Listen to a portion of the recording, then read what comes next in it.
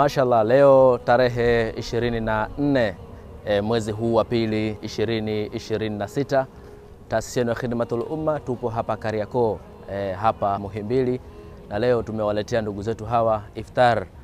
Kama tunavyofahamu kipindi hiki basi ni kipindi ambacho kuna ndugu zetu wanapitia wakati mgumu sana.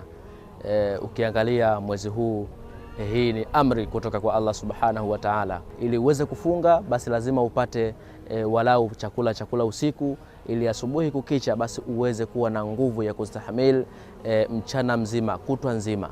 Lakini kuna ndugu zetu ile kula yenyewe ni wasiwasi, anakula anachokipata. Sasa taasisi ya Khidmatul Umma hawa imewatazama kwa jicho la pili.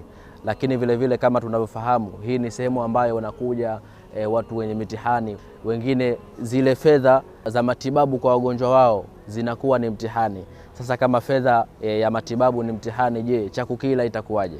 Lakini taasisi ya Khidmatul Umma imewatazama hawa kwa jicho la pili. Leo tumeweza kuwaletea iftar, chakula safi kabisa VIP, pilau, nyama ya kutosha.